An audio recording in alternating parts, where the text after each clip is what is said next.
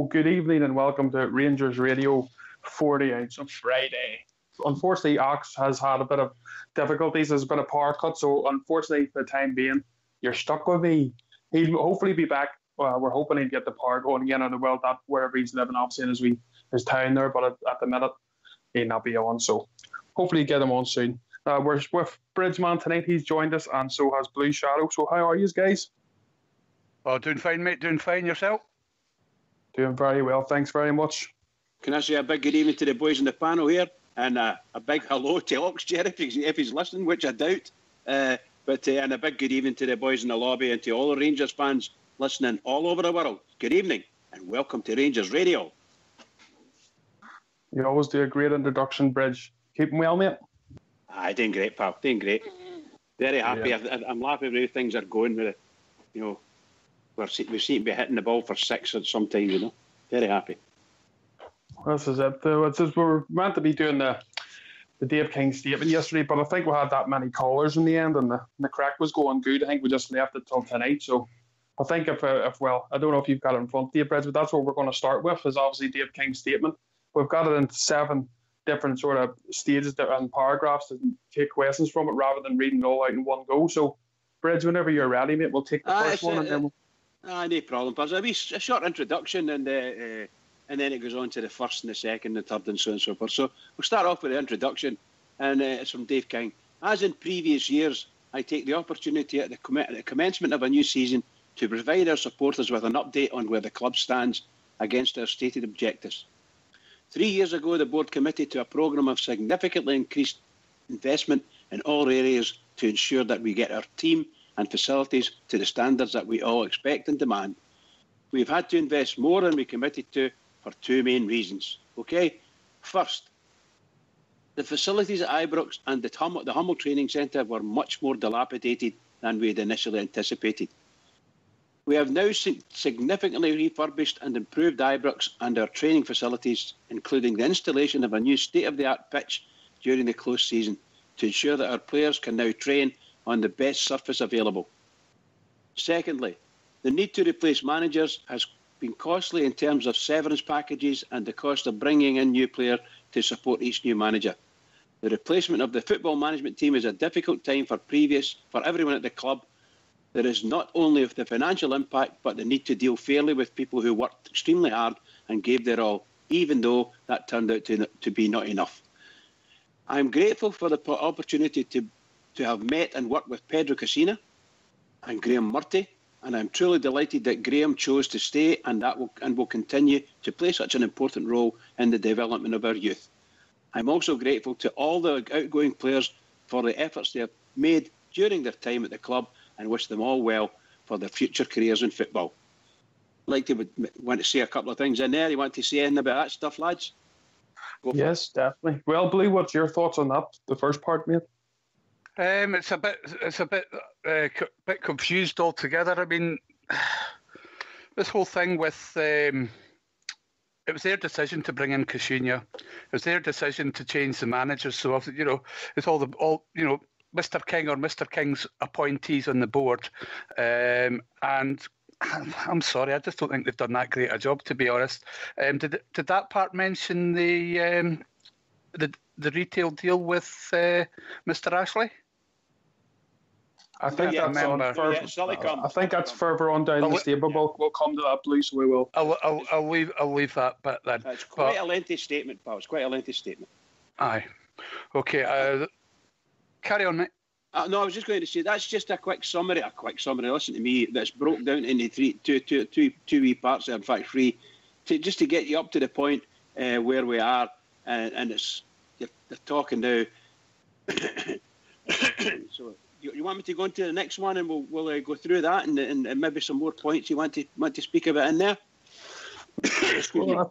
Well, I think we've been joined by Fox. I'm not 100% sure, but I think he's in there. I don't know if Fox would have any points in that first part of that statement. Fox, if you're in. Well, I think we've all seen that the Hummel training centre has been upgraded over the time, and it's getting to where we want it to be. So I agree with him in that statement. I also agree with what Blue Shadow said there about the previous appointments. These were done by the board, and they turned out to be failures for us as fans. And I think they've got to take a wee bit of the blame for that. Don't know what you think. No, I would agree with you there, Fox. Definitely. Well, taking the first part, obviously, is I think the ground and the facilities at the training ground were sort of left in a bad way. They weren't looked after with the previous board, unfortunately. And I think that it's opened their eyes when they actually got in there and their feet under the desk. How much work and investment they had to put into that. Just as a Go ahead, Blue. Another point that, Ulster, I think the underinvestment in the facilities goes back past the previous board and into the Murray years. I think he slashed the budgets for the maintenance of particularly Ibrox for years beforehand as well. Was that, when things started going pear-shaped financially? I think when Murray Group started to run out of money from an investment perspective, you're absolutely right, Blue Shadow. You could see they stopped that, and that just kept going until such times as Dave King and the Three Bears managed to get their hands on it. And I dare say we've spoke about this before, they're still actually opening drawers and cupboards and finding, to their horror, this has not been done, or that's been taken, or whatever, So it's still there. There's still a lot of crap there, So you're talking 10, 15 years under investment, so that's not going to be done overnight.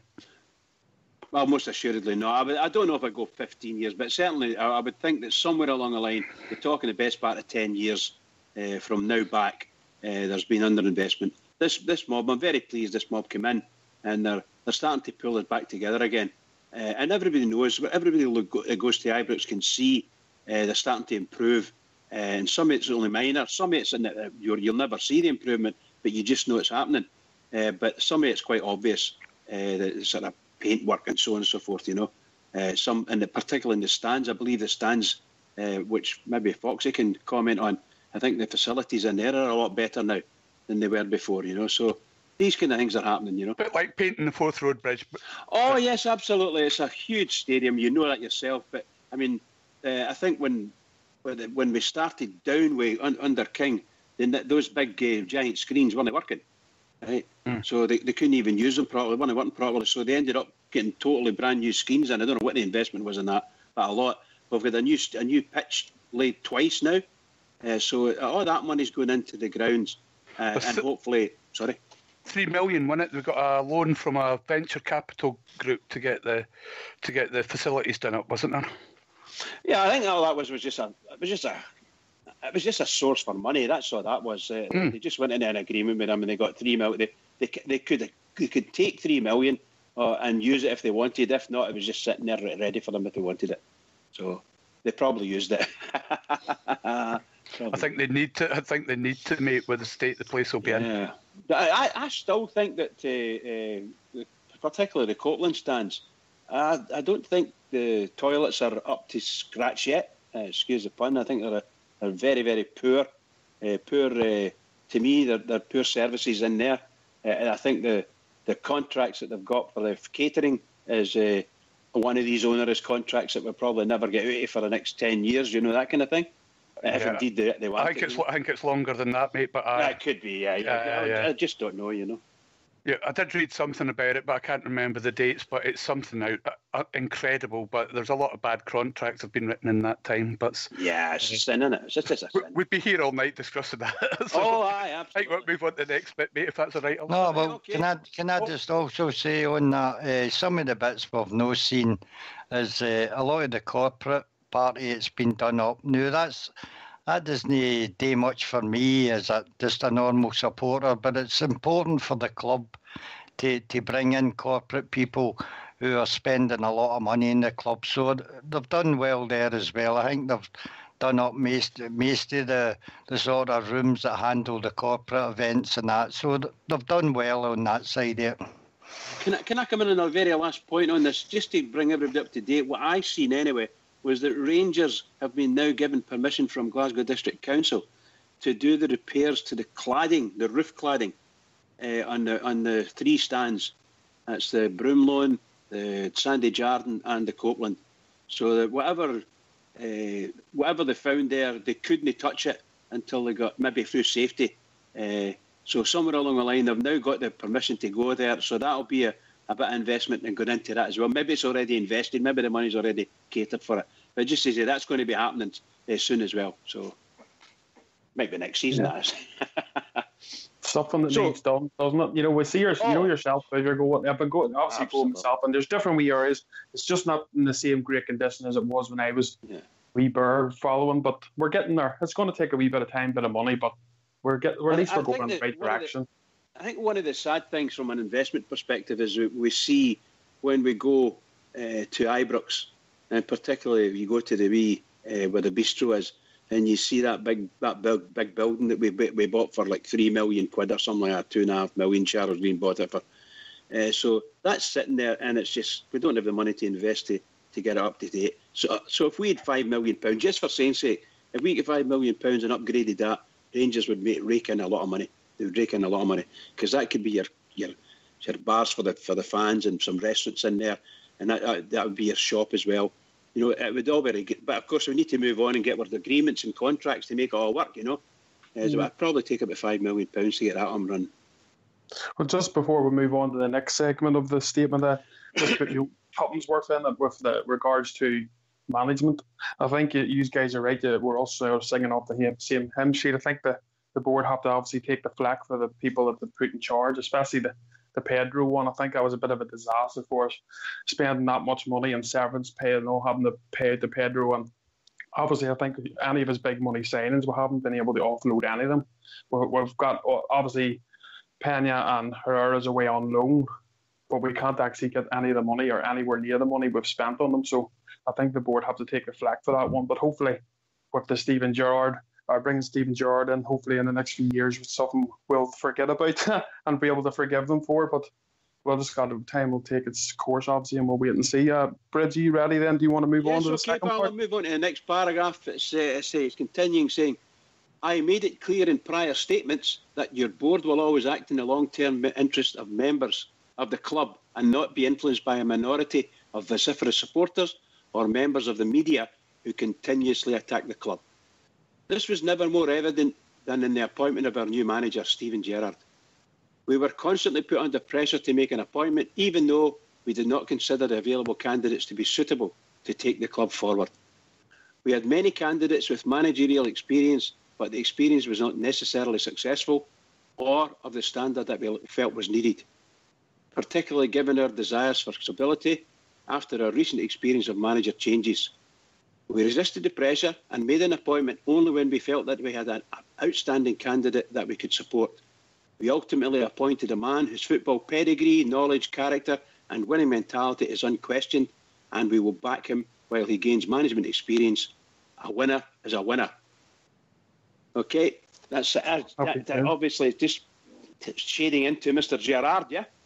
Well, just before we take questions on that one, people's thoughts, we've been joined by Ox, so I can now wipe the sweat off my brow, relieve the chair, and fire him in. So welcome aboard, Ox. Good to have you.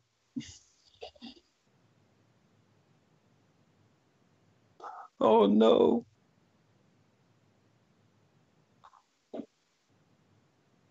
No, he went that far into emergency that it's just flapped a lot. He's wanting there.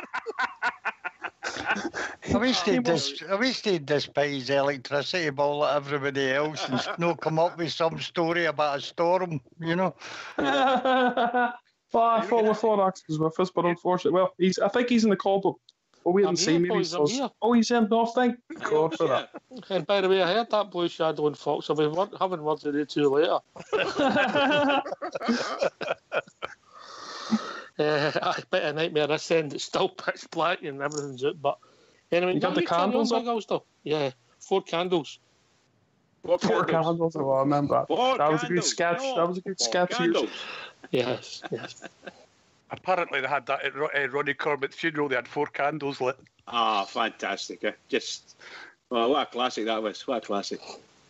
Oxford, just to bring you up to date, we're just about halfway through reading through the stuff. And we'll discuss a couple of points. And we've got to the point in his statement where he's actually taking the decision to put Mr. Gerrard in. And they got to the point where it's a winner's a winner. So I heard that segment, mate. I think it wasn't just the media that was under pressure. If I've been really honest about it, we were all a wee bit twitchy as well. And if I said to you back in February, Bridge, and then I'll go down the panel with us, is we were all, where are we going with this? And then obviously after the semi-final debacle and then what happened a couple of weeks later, we were all panicking. But I've got to say, they stuck to the resolve and they pulled a rabbit out the hat. Absolutely, pal. Absolutely. I think that's what he's meaning when he's saying that a winner's a winner. He mentioned the minority of vociferous supporters. I suppose, I don't know if it was a minority or no. There was a lot of people unhappy. I think might not have been vociferous, but they were unhappy. I think we were maybe all right, and I'll go to Blue Shadow next, but I think we were maybe all right up to the game at Ibrox where we were competing. And then the thing unravelled in front of our eyes, and then we were all panicking. If we're being really honest.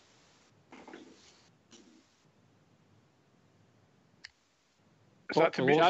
Yeah, Blue Shadow. Yeah, I think you're absolutely right, Ox. It just sort of reached a point where we thought it might not be what it's not quite right, and then it just seemed to fall off the edge of the cliff, didn't it? Right. And there was clearly something wrong in the dressing room. I don't know whether they were arguing with each other or what, or they just didn't believe in what Mr. Murphy was saying. So it's very, very, very sad. And I think we did want, a lot of us were wondering, we've been through so many managers now in short order. Where are we going to get a top quality manager from that we needed? There are a few names. My own particular choice was Giovanni van Bronckhorst, because he just won the Dutch Cup and everything, and he'd won the league before. He'd got in the Champions League group stages and whatnot.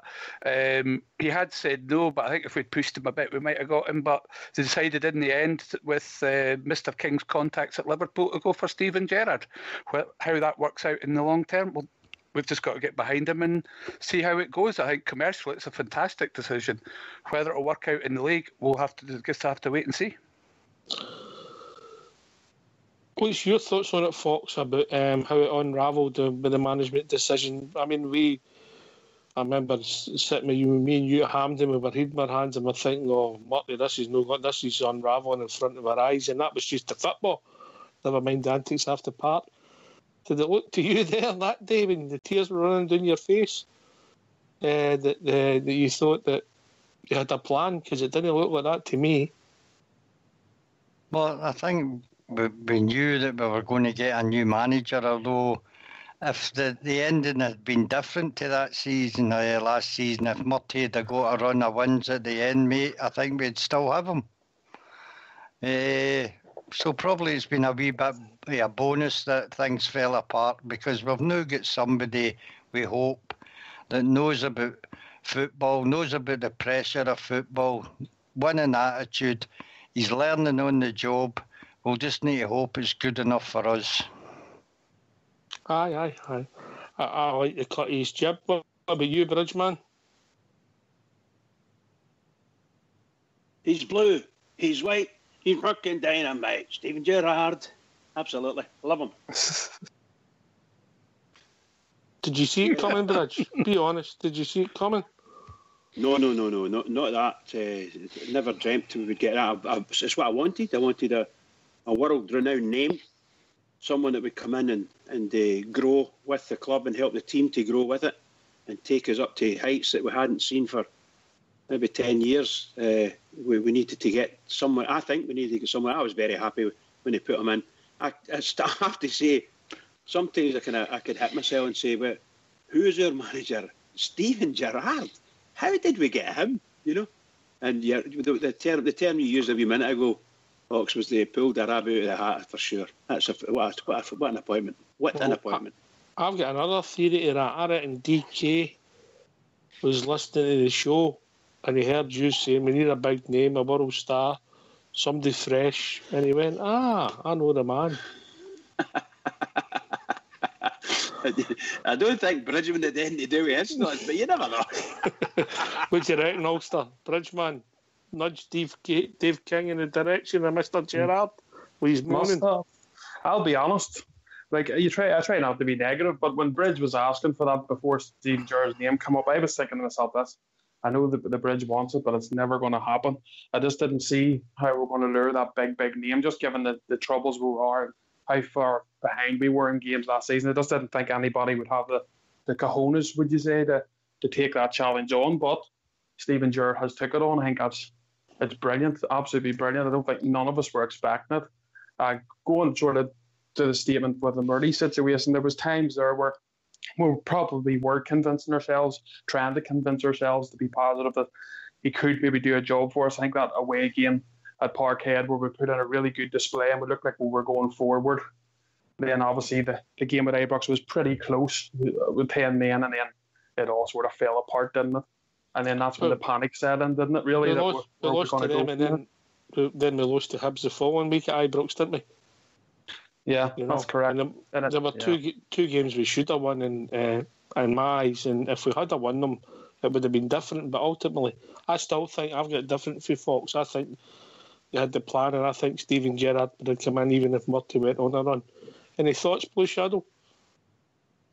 I think, well, the rumour is that it was raised, that the name was originally raised by the boy, Mark Allen?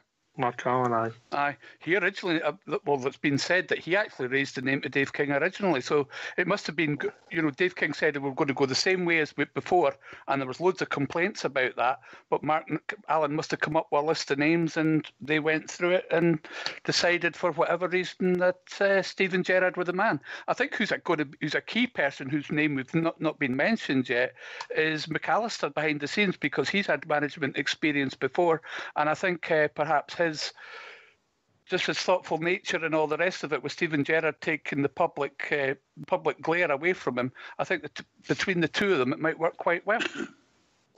Aye, I mean, obviously he's got more Scottish knowledge and Rangers knowledge than Steven Gerrard, I think, Fox. Sorry, I was doing something there. Can you repeat that? Sorry. Blue Shadow mentioned Gary McAllister. I'm saying he's got more Scottish football knowledge and Rangers knowledge than Steven Gerrard, I think. I'd agree with that. He'll be a big influence on Steven Gerrard, although Steven will call the shots. Gary, you always need somebody you can trust beside you, don't you, in football management? And he's got somebody beside him that's not been thrust on him. It's his own pick. They've got on well for years since they played with Liverpool, so it's a good wee combination for us here at Rangers, Very intelligent footballer as well, McAllister. I thought that's what he was brought in to, just pull the strings, and although with Gerrard's industry and everything, when the two were playing together, I think that's when they really started ticking, was when those two came together. Yeah, learn from on you go, Bridge. I was just going to say that I'm obviously delighted that he's brought his top man in. Gary McAllister, rated him highly as a player, very good player. Scored a cracking goal at Ibrox. Never forgive him for that. But seriously, he's been a good player, and history's good. But I don't think he's the type of assistant manager that's going to be, shall we say, as high key as other assistant managers. I think he's a very low key type of person insofar as the football's concerned. And most of the, shall we say, the front end work will be done by Steven Gerrard. He may maybe load up on the backroom stuff, if you follow what I mean, But I think most of the press interviews and things like that will all be handled by Steven Gerrard. And if Gerrard doesn't do it, there probably won't be any. I think you'll find him coming out to do the odd press conference maybe once a month, once every 2 months. Was it also a bonus, mate, that we never had to pay anything for the two? The likes he gone for Blue Shadow's shout, Gio, or my shout at that time would have been the boy at Cardiff. We'd have had to abort their contracts out if we were trying to tempt him. So apart from getting a good management team, we also saved a lot of money. Trust you to thinking of money. Well, that's all we do at Rangers and News, think of money, mate. That's a fair comment. I just think it was a perfect fit. It's this generation, your generation's soonest moment, and we hope it goes on and continues like that journey did Ulster. Yeah, that's it, mate. That's when I phoned my father, was at Benidorm at the time.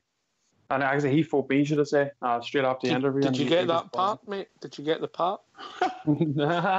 No. You're ahead. But so he phoned me up, and he was so excited. I haven't heard in his voice for such a long time with the Rangers. And he was like, "This could be your moment, son. This could be your soonest moment," you know. And after he had seen the interview, he was so happy with how Steven Gerrard come across. So I hope you're right, mate. I hope you're right, because our generations, we've had don't get me wrong, like I've seen some great Rangers sides when I was younger, but a lot of my adult life is unfortunately seen Rangers in a downward spiral. So if this is my year, I've got to be honest, mate. I think I've seen Rangers at pretty much every ground in Scotland, but I've never been to Cowdenbeath, mate. Oh, for flip's sake! Don't bring that up. I forgot about that too. I've never been there. Right, so I'm going to ask you a couple of questions, and I need a score out of 10, and it's for what the board done, and Hod and Fire, how you rate that, and how you rate the appointment. Is it me? You're asking us first? You go first. All right. Okay. Well, I would give him a 10 out of 10 for holding fire because of the name they've got. 100%. Like I was not too happy at the time. It was a disgruntled bird, like many. I was wondering where we were going to go, but yeah, I think getting Steven Gerrard in, that's a 10 out of 10 definitely for me so far. Yeah.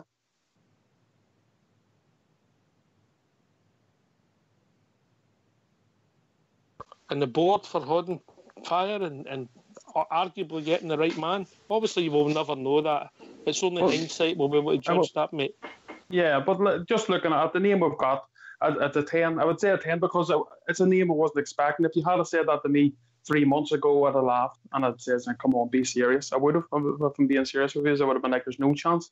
But we'll obviously have to wait and see how it goes, as you say. We'll maybe rate that again at the end of the season, maybe get different numbers, hopefully not. But just looking at it from the name perspective and who he's brought in with him, with their experience in the big clubs, helping them behind the scenes, I would say so far on paper it's a 10 out of 10 for me. All right, fair comment. Same question to Bridge, so 2 scores, mate. Yeah, I think the way the board handled it all and the holding off and picking their time, I think you can't say anything other than that's 10 out of 10. If you can give them 20 out of 10, I would give them it, because I thought the way they handled it and the way they done it was just unbelievable. I mean, it kind of shocked everybody, truth be told. And all of a sudden, the man himself, Steven Gerrard, fabulous. Just a fabulous announcement by the board to bring this guy in. So for me, I didn't go to Ibrox for nothing. I went there to see him, and it was just dynamite watching him. Magic. The whole thing, 10 out of 10 for everybody. All right, your own views, and you're a tough crowd, Blue Shadow. You're not aware of them, you know. No, what certainly not. Well, I thought, for you've broken it into 2. The first part for basically the board standing firm and whatnot, I'll give them an 8 because I think they could have done it and they should have done it a bit quicker. It took a little bit too long for me, and I think there's an awful lot of people were getting awfully jittery, and I don't think it did the club any good at all. If they managed to knock a wee bit of time off it, and perhaps just it might have worked just that bit better. And I also didn't like the fact that Gerrard, I don't care if he was contractually obligated to go across the World Cup or anything. When you're working for Rangers, you're working for Rangers. That comes first. If you've got to pay these people some money, you do it. Oh, he's a hard man, Fox. He's a hard man. And what about with Gerrard's appointment itself, mate? I would say he's not a top line manager, so which would be Matt. He's no pedigree, is he? No, he's a manager. As a manager. He's not a 10 out of 10 manager. Let's be honest about it. But he's a fantastic appointment commercially. I think when we get this retail deal sorted out and everything, I think the amount of shirts you'll see around Ibrox with 8 and Gerrard written on the back of it, there'll be hundreds of them. So I think that'll be a great bit. So split the difference again. I'd give them an 8 for that as well. All right, what's your thinking, Fox? Aye, holding off, but is that we're standing strong? But the board having a plan and following it through, we didn't have a clue we'd heard about 4 weeks previous, but we poo-hooed it, if we're being honest. Aye. I'm going to say personally, this is only personally for me, 7 out of 10 for holding it back, mate, because I was getting into depression then. Then when we got the appointment, But you were also going through the split up with the nurse at the time, so... I know, it was a bad time for me, mate. But on the actual appointment, 10 out of 10, mate, I think it lifted the spirits of every Rangers supporter. It showed signs to me that we're maybe on the way back to where we were being. And right now, I still feel the same. And it's helped every Rangers supporter through the summer to watch the comings and goings and what Steven Gerrard has been doing. Probably not enough money spent by the board on it, but we're getting there slowly but surely. All right, so before we move on, if people want to join us and give us their thoughts, and this is we're talking about off the field and all the things that's happened and ravelled in front of our eyes the last couple of days. What's the number, Ulster? It's 0141 356 1972. Where else can they join us, Blue Shadow? They can join us on Skype, on Rangers Radio Online. And if you can't get in, the old Fox will sort out your problems for you. And what can they talk about, Bridgeman? Anything to do with Rangers and everything to do with Rangers. Yep. And how are you tonight, Fox? Happy as usual, mate. Sitting here with my wee drink of vodka and enjoying the chat, mate. Enjoying the chat. All right, Bridgeman, we're ready to move on, so if you don't mind, can we have your next paragraph? Magic pal. It's I finished off with the statement saying that the chairman says that when they signed Steven Gerrard, a winner is a winner, and he goes on to say, in that regard, it was pleasing to see the new squad settling down with a successful navigation last night, especially after the last year of a potentially tricky Europa League fixture with 2 clean sheets. To the players' credit on this point, I am conscious that we were top scorers in the SPFL last season, but conceded far too many goals to be able to finish higher than third. This leakage will be much reduced in the coming season thanks to the efforts of Mark Allen and Stephen in the transfer market. This team will continue to improve, which makes me more relaxed for this coming season than I have been for any since the regime change. You want to talk about that? You want me to hold off the next section, or you want to give some thought to anything he said there? What's your own views, mate? What's your own views? As far as I'm concerned, he's saying what everyone said. He's just saying that there has been a marked improvement in the team. We were speaking about it last night. And based on what you were saying yourself, you thought that potentially 20 points of difference this season alone we'll save 20 points, let's put it that way then. Mm-hmm. So that is just mentioning things like that, not the numbers. So as far as I'm concerned, I'm very happy with what he said, and I think everybody would agree with what he said as well. I'll go to Blue Shadow again because whereas your glass is always half full, Bridge, it'd be fair to say, Blue Shadow, that yours is half empty. Is that fair? And you've watched the last 2 performances. Mm-hmm. Well, potentially we'll get a better team, but the jury's still out, eh?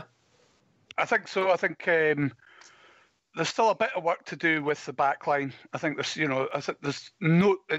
no doubt it's significant improvement on what it was last season to me. And obviously, I gave my comments last night on McGregor and goal. Makes a big difference. But from there on up, I think it still needs overhauling, or I don't know. They certainly need to move it up another step, especially with us drawing this Enke Osijek lot from. If we're going to get through to the group stages of the Europa League, we're going to need to really move it up a level.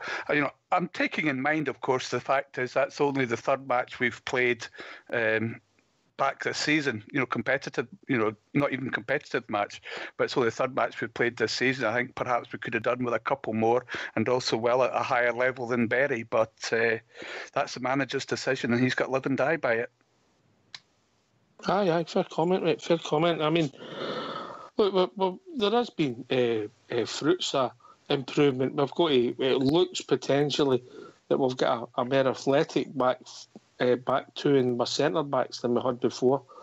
Though I want to reserve judgment till I see them in a real game, if you like, when they're put under pressure. But they're definitely pacier, Fox. So that's a step in the right direction. The two centre backs have looked nice and solid in the 3 games that's took place so far. And I think with Alan McGregor at the back of them, it showed that I can't remember us going 3 games without losing a goal last year. Can you? Oh, that's a good point, mate.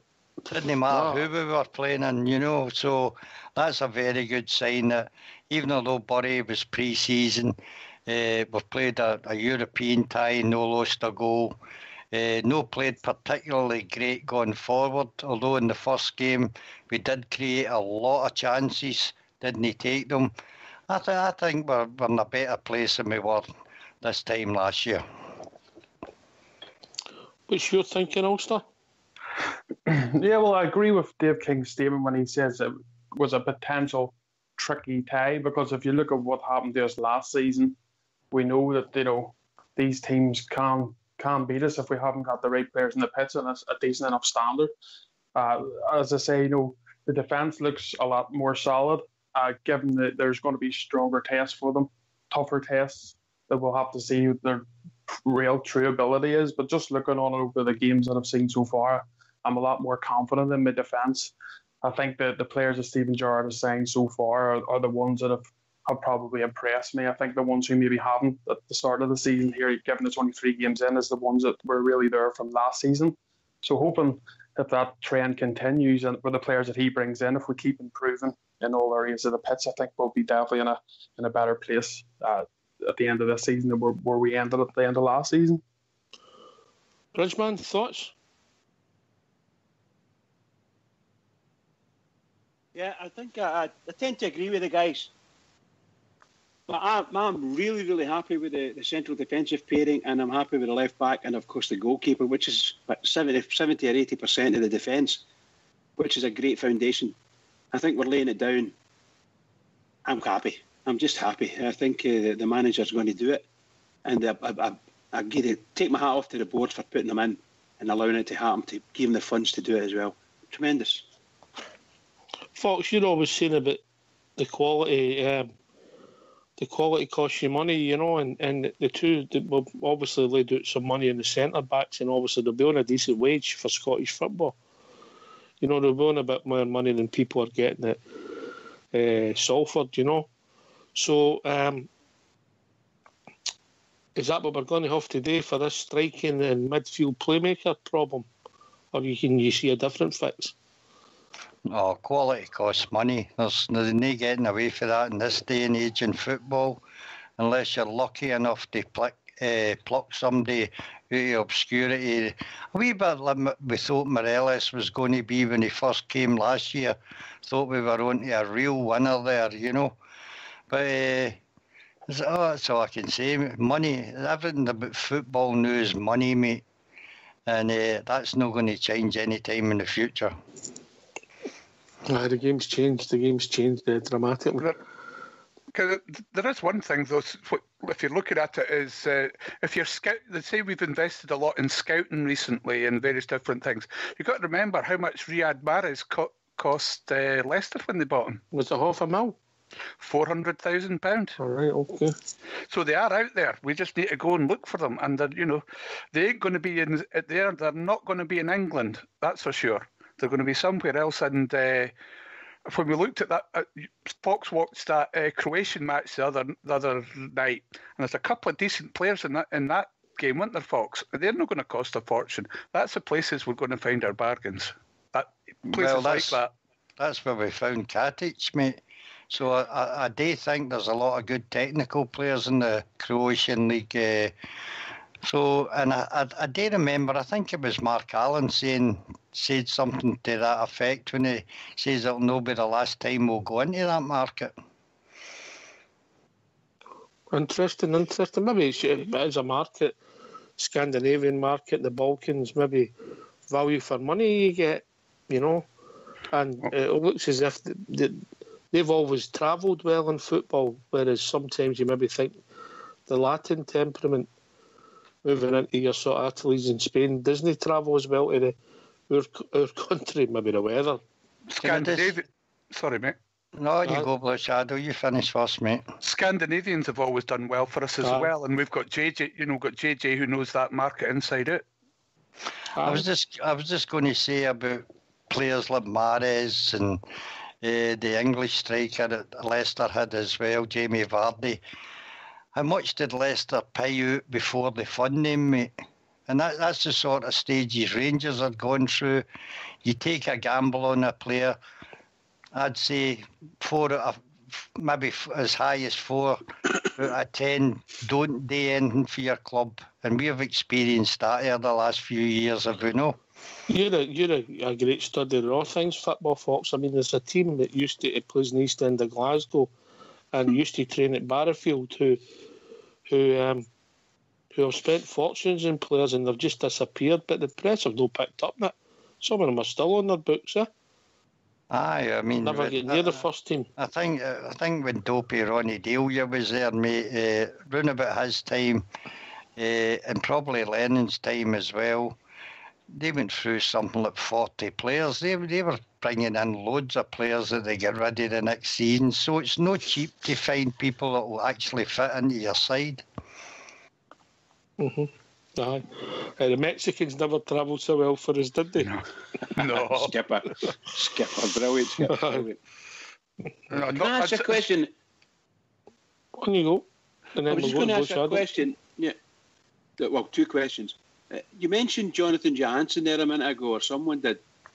Is he still with us? Does he no leave with Jimmy Nicholl? I think he is away, to be honest. I haven't heard his name being mentioned too much lately, so yeah, I would maybe something we could think of, try and find out about. He might have gone back down to the youths with Murty. Yeah, I'm not sure. I just don't know.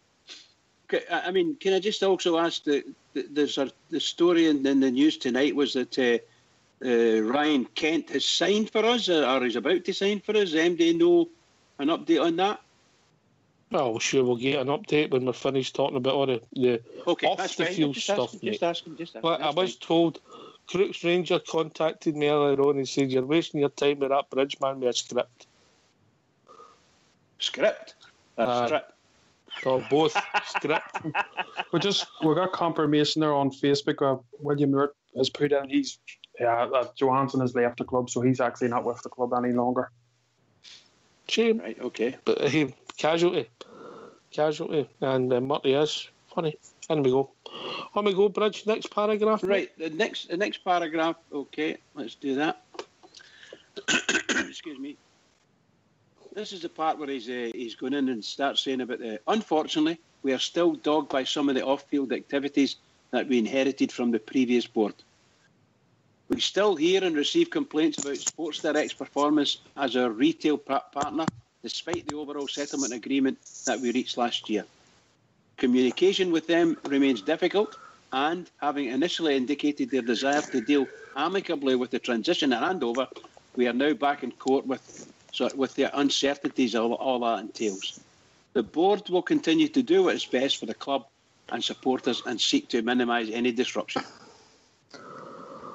All right, so we've got this is injunction the right word? Is that what we've got? An injunction and we can't move the strips, but it's obviously they want to come out to the 1st of August anyway, so we hope it's all resolved before then.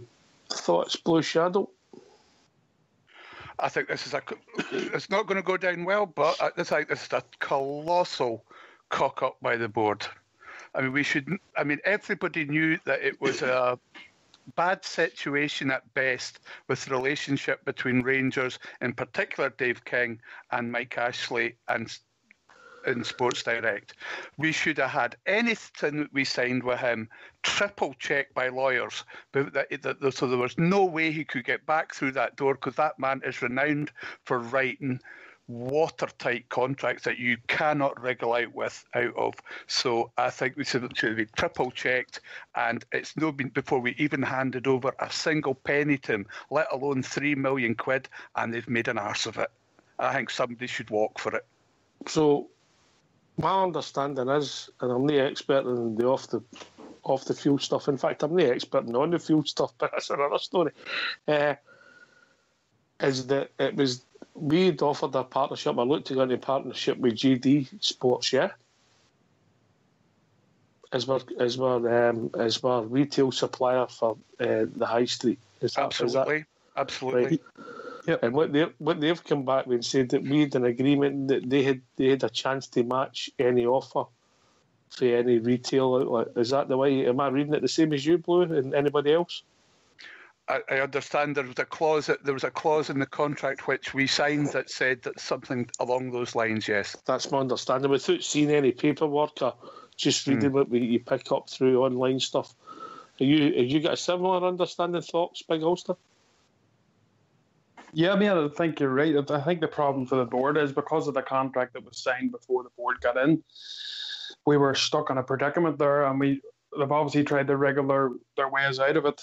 And the contract they've signed, unfortunately, still, like Blue has alluded to, they still have the last say on or matching any deal that comes through. It's just a debacle that we all want over with. We just want to buy kits again. Something it's just a real annoying predicament that we're in, but. I think it's actually more of a battle between the egos of Dave King and Mike Astley than it is to do with Mike Astley and Rangers. I think them two have two big egos and they're both going after each other. Unfortunately, us as a supporting the club are being caught in the crossbar. Can I come in on that? On you go before we go to Fox. I agree. I agree to a certain extent with what Shadow was saying. It is a bit of a scandal, and there may be repercussions further on down the line.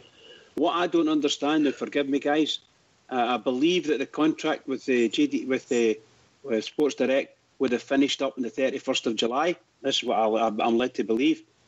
Somewhere along the line, we were going to sign a contract, in the middle of July, right? We were going to sign a contract with JD Sports, and while we were under contract to them, and we wanted to move off, and so on and so forth, Sports Direct still had. Some part of the contract was written that while they were there, they would have first dibs to see if you get a contract with JD, if they're offering £1 million or whatever, we want to be able to match that offer. I think we have the opportunity to match that offer, yeah. That's it, something like that. Yeah, they get a look at it. But for them to make the offer, JD Sports, for them to be, according to their lawyers, for them to be able to make the offer, they wanted to see what the contract was between JD Sports, what the offer of the contract was between JD Sports and Rangers. And that's where the dilemma came in, because Rangers said they gave them the overall and they wanted the breakdown. And obviously, I don't know whether that's business contractual stuff that you shouldn't divulge. I don't know. There's something in there that's no right anyway. No. You never give an opponent the information that they need to make the offer, to make an offer, because that way they can just bid a penny more. You make them make the offer. You don't tell them what they should be bidding. The trouble is, it depends what's in the contract, doesn't it?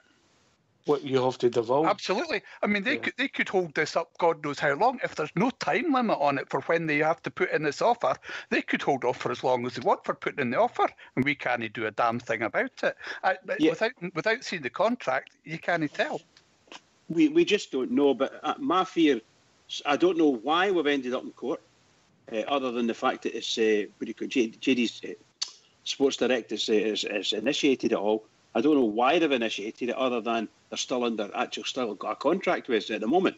They are our suppliers, and I think it's not that part, Bridge. It's the part that they offer any new retail partner that their contracts that says, that's the way I'm reading it. Their contract says that they've got a right to match the terms, and i.e. ultimately keep the contract. Yeah, I understand that. What I'm meaning is that if we had waited till the 31st of July, at the end of the 31st of, let's say the 1st of September, 1st of August, we would be no longer involved with the Sports Direct at all. But they would have still had that contract. They could indeed. They could indeed have had that. But I think because we're still with them, I think somewhere along the line, it makes it even more favourable for them. I think it's horrible. And I hope the board can get it up. I hope the board managed to persuade the judge that this is a ludicrous contract. We want rid of them. We don't want them anywhere near our premises at all. We don't want to do any deals with them. The fans won't buy the shirts and so on and so forth. And I hope common sense comes out of it. And I don't know whether Ashley just wants to cause trouble with Rangers, to be honest. I think he wants a retail deal, mate. I think he wants the high street deal. That's what I think he wants, because he recognises that maybe more so than a year ago that we're in a place where there'll be more interest in Rangers south of the border than there's maybe been for a long, long time. And all he's thinking about is pounds, shillings and pence. Simple as that. Fox? I think it's down to the board, mate. I think they concentrated in the main elements of the contract, and like every other person that goes in to buy anything, you never read the small print, mate, and that wee trap was always in there. Rangers failed to pick up on it, and I think we paid £3 million, was it, to get out it? And they must have been laughing, mate. They must have been laughing knowing that bit was lurking in the background of that contract. So, a mistake by the board, that, man. Well, only time will tell. I hope we can go to it. And if a twofold, the revenue stream and the support, it's desperate to get the strips from Rangers Football Club. I don't think they're that concerned about the retail where they go into the high street, but I think they want to get them for Rangers Football Club, and they want to be able to support them by getting new kits. What's your thoughts, Ulster? The only thing I'll say on Fox's point, and he's correct, but do you just say the club had picked up on that and declined that contract and says, no, that's not an offer that we want. We want to break ties completely. Do you think Mike Astley would have still, would have changed the contract for that to happen? Because he was still in a strong position before that contract was signed.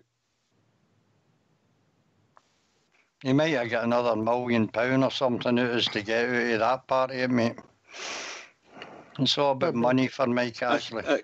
Can I say something? I'm not being funny. I think, based on what we hear now, unless that judge comes out on our side and tells them to go away, my feeling is that we would have been better just holding on for the 3 years, because this is going to kill us. This guy is going to put something around our neck. That's what I feel. And no matter what happens now, if we continue to go with him, we will never, ever get away from him, ever. That's what I feel. How much will it cost us in revenue, because Bears will refuse to buy strips of Sports Direct? Absolutely, 100% agree with you. All I'm saying is that I know we've done this and we've paid them the £3 million. I wish we had never done it. Right at this moment, I wish we'd never done it, and we just continued along and said, OK, for the next 3 years, but at the end of this 3 years, you're gone. No matter what happens, you're gone. No more contracts, which is what we're saying, really.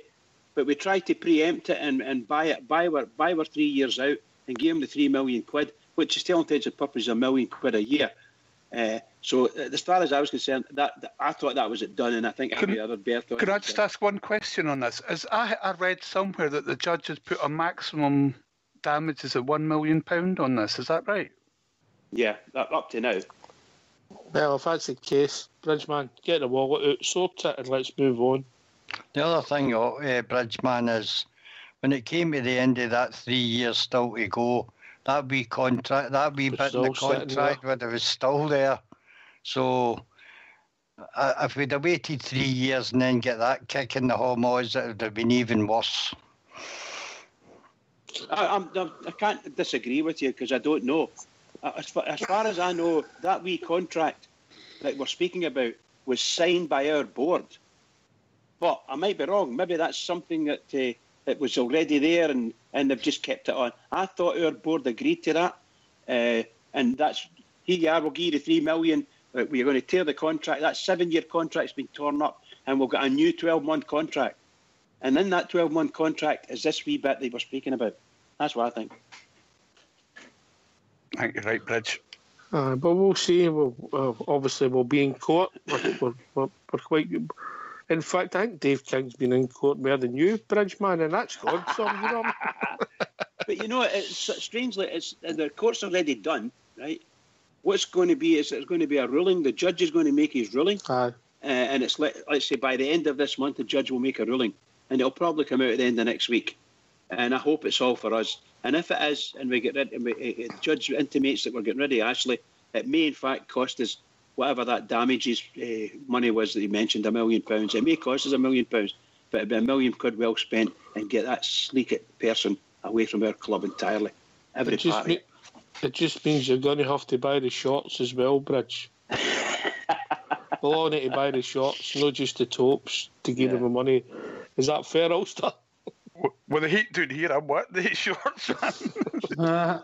I don't think you do them in that size, Blue, but we'll see what we can do. So, I'm waiting for you coming back here.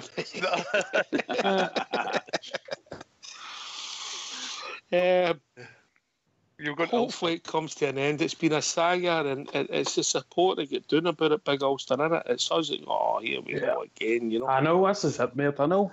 All we want to do is buy shirts like any other club around the world does. Buys your daughters, your sons, you know, your kids, and that's what you do. And unfortunately, that's just not the case, you know. It's just the debacle that we're having at the minute, you know, and we just want to get over this and let us move on, you know. But unfortunately, as people's already said, across social media and on this show tonight, Mike Ashley doesn't care too much about the individual person. He only cares about his money and his own businesses, and unfortunately he's not gonna keep his teeth away from us until such times that we can somehow get us out of this contract. But if we can pay £1 million somehow in damages to get him away for good, I think it'd be the best £1 million we would ever spend. All right. I think that's fair. I hope it comes to an end, and I hope it's not been a blunder. I hope, in some respects, Blue Shadow, that you're slightly wrong and it's a historical thing, if that makes sense. Nothing would give me greater pleasure, mate. You know, I mean, but you could be right. You could be right. It just smells of someone. You know what I'm saying? And someone's really made a pig's ear of it, and whoever has made it that much of a blunder, if they're working in a private business, they'd be on a final written warning for doing something like that. You're absolutely right. You just can think that. I can't possibly comment. I think our managing director would have has been involved in this somewhere along the line. And I've said since the boy came in, no harm to him at all. He seems a very nice guy, very good administrator, but he's got faults, and he's no tough enough, in my opinion, no tough enough. And someone with a bit more about him may have picked up on this and got it solved, or resolved, should I say? Better or easier. So, well, I'll just go to Fox for the last word, and we're going to touch on some of it as the show develops. But the old Castlemilk boys' lawyers, they don't lose many, do they? No, they do not. Fox? I don't hope you don't want me to comment on that. I've never been in court. I never said you had. What? Dave King's been in court more times than Judge Judy, mate, you know. But he does win his fair share of them, mate. As soon as we get all this squared away, as the boys rightfully say, if it costs £1 million, it's no my £1 million, it's the club's £1 million, and I'd rather see them pay it and finally get rid of them if we can get out it that way. Well, we've reached that time of the evening, if you don't mind going on mute, and we'll have a tune for your Fox.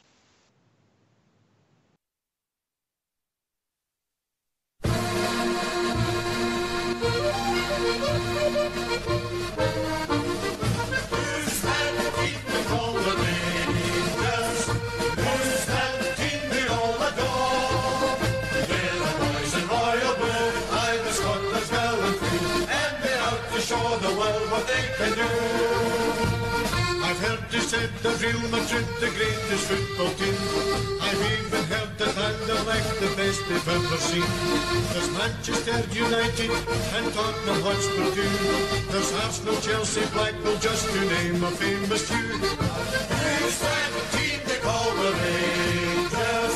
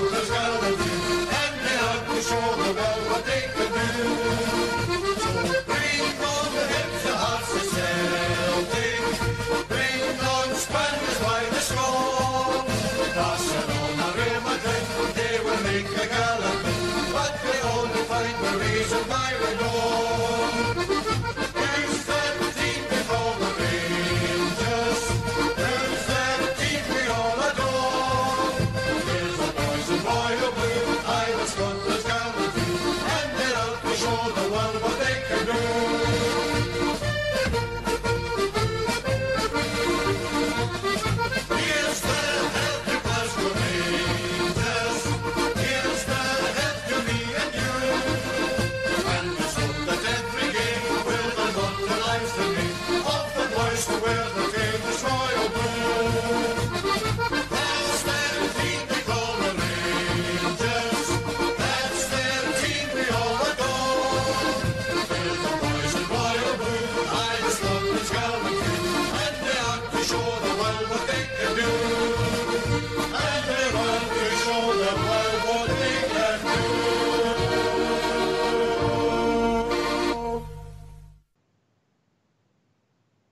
One of my favourites, Bridge. One of my favourites. Who's that team they call the Rangers? Who's that team we all adore? Oh, they're the boys in Royal. Sorry, boys. One of my favourites. Anyway, if people want to join us to continue to talk about off-field activities, what's the number, Fox? 0141 Yep. 356 1972. Well, where else can you join us, Bridge? They can join us on Skype at rangersradio.online. If there's any issues, Foxy will bring them in and look after them. All right, can we move the next paragraph, mate? No problem. Next paragraph. We're into the takeover panel bit. Okay, this is where he starts talking about the takeover panel. Yep. I'm also still dealing with the takeover panel, TP. They've got it in brackets, so we can say, when instead of saying takeover panel, we'll just say TP. Following complaints by the old board and supporters of other clubs to hold me personally liable to make an offer for all the non-consortium shares of RIFC. This follows similar efforts to deny me a fit and proper status with the SFA. Certain individuals believe that if they can disrupt the current board, the recovery in Rangers' fortunes over the last 3 years might be reversed. It is noteworthy that the SFA have still not approved Alistair Johnson's fit and proper status, despite his impeccable record as a businessman and as a protector of our club during its darkest moments. The initial TP ruling was strange in targeting me personally when I never held any shares in my personal capacity. However, eventually the TP agreed that it would be practical if one of my trust companies in South Africa made the offer on my behalf. At the TP's request, cash of approximately £11 million was ring-fenced in a lawyer's trust account to fund the offer. After agreeing to the public announcement of the offer by the SA company, the TP changed its mind and asked me that the funds be placed in an account in the United Kingdom. I agreed to this but explained to the TP that I have no account in the United Kingdom and would need time to open one and get exchange control approval to transfer funds out of South Africa. The TP refused the necessary extension of time and instituted contempt of court proceedings against me for not complying with the original ruling to make a personal offer. That strange decision has now caused further unnecessary delay with no end in sight. Fortunately, it does not affect the operations of the football club. Litigation with the TP is another unwanted personal and financial cost to me of my initial decision to get involved with the club again to assist in rescuing it from a certain demise under the previous board. Since then, I have devoted far more time to Rangers than to my other business interests. This was necessary because those who benefited from the previous regime adopted every legal strategy to avoid losing the vice-like grip they had in our club. Supporters will remember that I faced another contempt of court application when Mike Ashley tried to put me in jail for standing up to Sports Direct. This is what we're up against. Can we initially say that I don't know whether you want to say about the results. Well, there's been more developments with that today, isn't there? Obviously, yeah, okay. There's been developments. We've been back in court. Blue Shadow, what's your thoughts on what happened today for the takeover panel? Mine's is pretty simple. The judge basically said, Mr. King, get this sorted, give you a bit of time and then get it done. That was it, the way I read it. Basically, that's it. You've been told, do as you're told, or we're going to have you for contempt of court. I don't think we'll see Dave King back in this country until such times as this is resolved. Because remember what happened to White. As soon as they got a hold of him and back in this country, he's got his passport snatched. But today I thought was quite positive because there was no fuss, no bother. Okay, we see what you're saying. It's took a bit longer than anticipated, but enough's enough. Get it sorted. Yeah, they tend to go on with these things up to a point, and sort of, they will eventually run out of patience, and when they do, they'll come down like a ton of bricks. It won't be slowly; it will be quite hefty. And I did read something. I don't know how much truth there was in it, that they've actually lodged some sort of proceedings in South Africa against them as well. Who have? The Scottish courts. For contempt. Oh, right, okay. All right. Well, hopefully he just gets it unravelled. That's something else. I mean, tick box, and we can move on, Talking about tick boxes and people who want to move on, we've been joined by Bear Down Under. How are we doing, Bear? Good evening, gentlemen. Good morning, should I say? Well, for you. Aye. How you All doing, is mate? well. How you doing? What's on your mind? What you been up to?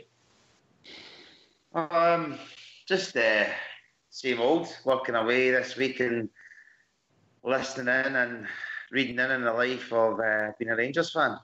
And again, we're back in the courts, out the courts, back on with Mike Ashley. So nothing changes, eh?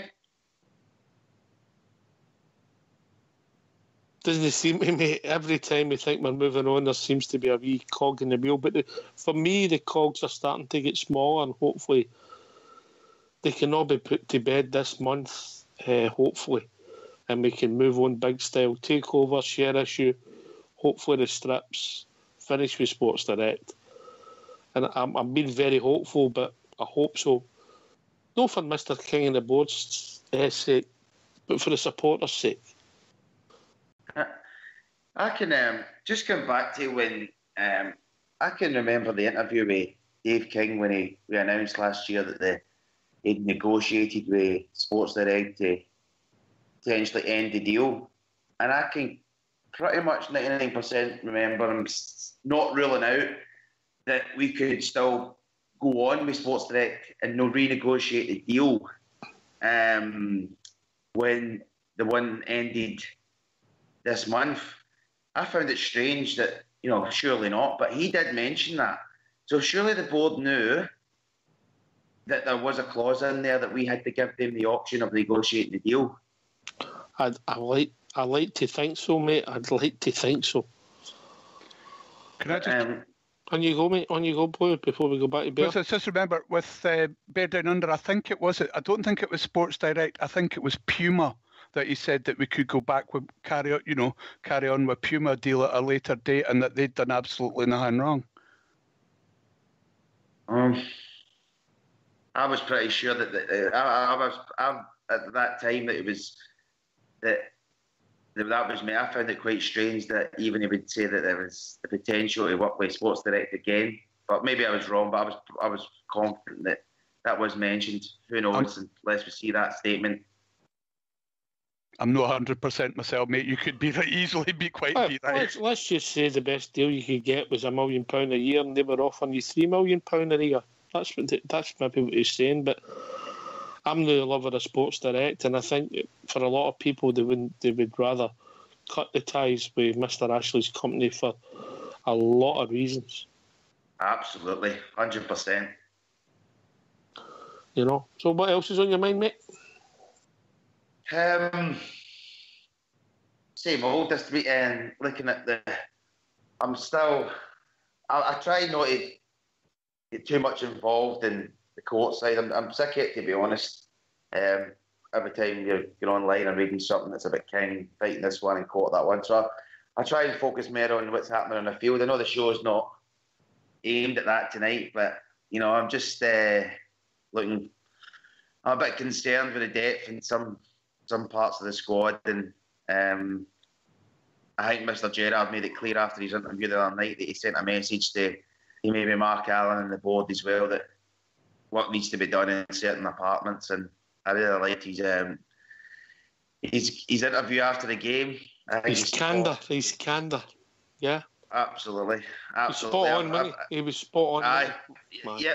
And as I said, I won the pre-match show against the Skopje game at home and mentioned, I was asked about the whole the new team, and I used the word unknown, and it is still unknown, but the more I hear him speak, especially now that we're playing games, I've got a lot more confidence in the guy knows what he needs to do.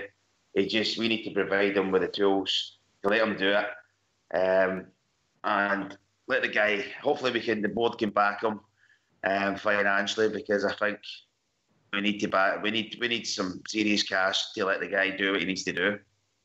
Well, now that you've mentioned our manager, and we weren't going to do it, but because the interview happened today, we'll not be back on the Monday. If you don't mind going on mute, lads, we've got an interview from our manager, Steven Gerrard, MBE. Can you give me a little bit of an injury update, please? Yes, so Declan John's back in full training. He trained yesterday and had no issues with his back problem that he had. Scott Arfield's improving slowly.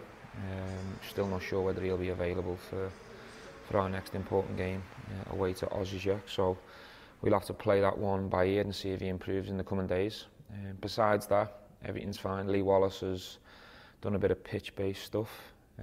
Graham Dorrans is pushing each day to improve his fitness levels. And Jordan Rossiter will still be a little while just yet. You are now playing Osijek. That was confirmed last night. After the game on Tuesday evening, you said you wanted a different approach to away games that perhaps the team played against Skopje. How do you envisage that, and what will we see? It's not so much a different approach, because I was really happy with the approach in terms of our shape and our discipline and how organised we were, and obviously very pleased with the clean sheet. But what I did say is we'll have to improve in the final third. You know, if you're to progress over two legs, it's important you try and get away goals, especially in the away fixture. So I think the opponents now are going to get stronger and they're going to get better. The quality is going to go up, so it's important that we keep raising our levels to make sure that we're competitive. You know, Osijek will be a really good test for us. It certainly won't be a gimme. I thought we were a lot better than Skopje, and on paper we should have qualified. We should have qualified with more goals and a bigger advantage, but this is certainly a much closer game in terms of level. So we expect two really tough games. You mentioned the final third. Is this attack still a work in progress? Are you still trying to get the balance right? I think the whole team is a work in progress. You know, we're 4 weeks in. This is not going to happen within a month, within 2 months. It's going to be a building thing, and you know, we're still trying to get 100% match fit. And you know, I know the most difficult thing in football is the final third play. Creating and scoring goals is the most difficult thing to do, but I'm also very confident it'll come. You know, players are getting close to the levels now and getting close to being match fit, so I'm very confident that the goals will roll at the right time. But it was important that I sent the message that we can't wait for another week or another 2 weeks, because we've got important games within that time period, and it's important we try and get over the line and keep progressing. Do you think the fact that the back line has settled so quickly has perhaps maybe put more of a spotlight on the forwards?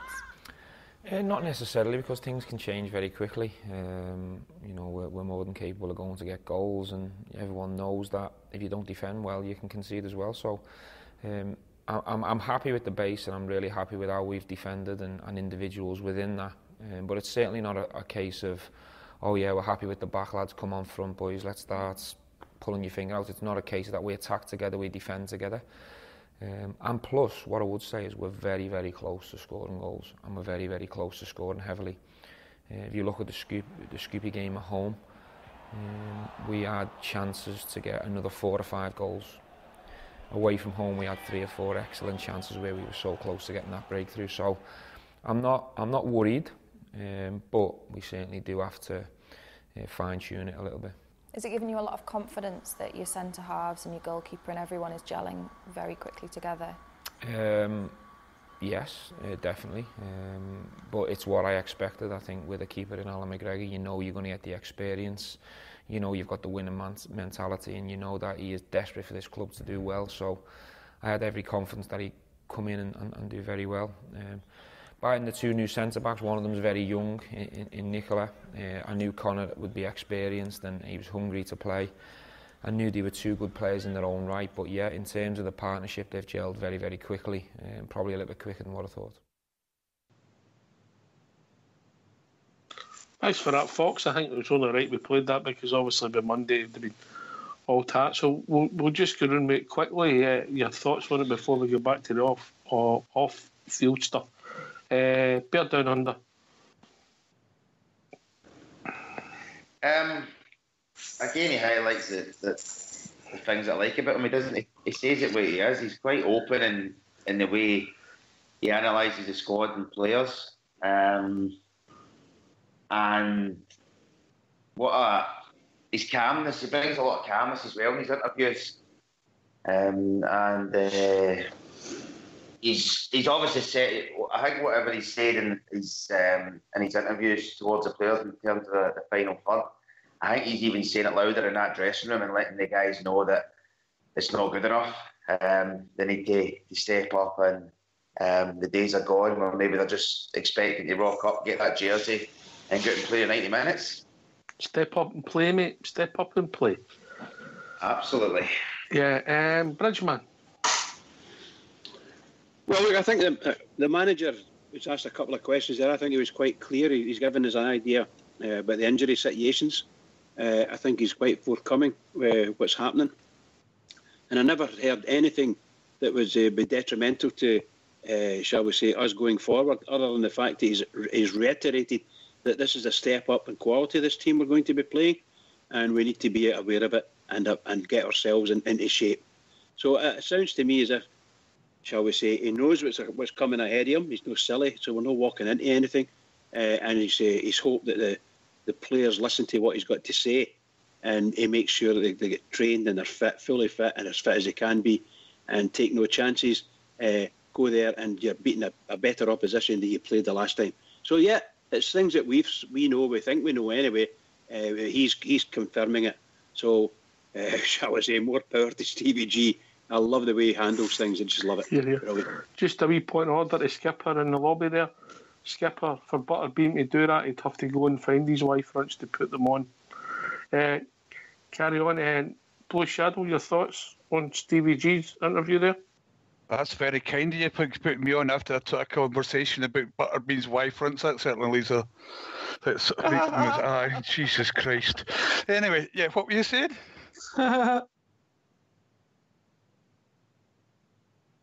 If that's what excites you, we'll move on to Big Ulster. We'll come back to it certainly doesn't excite me, mate, believe me. What did you think of the manager's interview? Well, let's face it. What you say to the press and what you say in private are two totally different things, and so it should be. I certainly hope he's got a few more choice words to say to certain people within that within the group after the game last week. Or earlier this week, should I say? And I just hope the main thing I hope is that he's woken up to the idea that Candeias just no in a midfield position like that. No, either putting up front on the outside or play five in midfield and put him on the outside. I don't care what. Maybe he's just not going to be good enough to cut it, mate. He may not be good enough, especially if he brings in this young lad that Bridgman was on about earlier. He might not get a look in. But that's certainly not going to be for this next match on Thursday. Even if he does come in, is it Ryan Kent? Even if he does come in, he ain't going to be playing on Thursday. So no. Candeias is going to be playing. But I just hope that if he does go this 4-3-3, put Ryan Jack on the right-hand side or something. I know Ryan Jack was the great last time, but I think we've got, away from home, we've got to have three solid tacklers in midfield. That Koulibaly, I think that was it Koulibaly or something. Koulibaly. He could be. I hope he lives up to the hype that's been put on about him. But he's only 21-year-old, so whether he can live up to the pressure. Somebody said he played a fantastic game against Paris Saint-Germain, so he's got to be worth a go, hasn't he? We'll see, mate. Only time will tell, but I get where you're coming from. Ulster, thoughts on the manager's interview? Yeah, it was a decent interview. I think, like the other guys have already alluded to, there's no doubt he'll be choosing different words behind the scenes in the dressing room, but he's obviously coming across in the media. You don't want your manager slating the players too personally, obviously, in the media. That's not really a professional way to go. So I think that's why he'll reserve his full judgment to the players. I think it's time to step up. This is going to be the first classy team we're going to play with proper quality. Obviously, Fox has watched them, and we talked about how they got on last season, putting out PSV and stuff. So it's going to be a team of very tough test. Our team is going to have to be up for it. I'm a wee bit worried that Artfield mightn't be playing because I think he's probably one of our best midfielder we have available to us at the minute. So that's concerning. So that first give him every chance, but it's important we don't play somebody that's no fit and compound the injury, mate. Well, obviously, yeah, exactly. You don't want to throw him in too early and do him out. But I think that our attacking options we're going to have to take our chances. We have to take our chances that we get in this game because, especially away from home, I think we need a goal coming to the Ibrox. I think this team would be good enough to get a good chances, maybe score. So I think we need to try and get our shooting boots on, guys, and get us a goal, please. Yep, Bridgeman.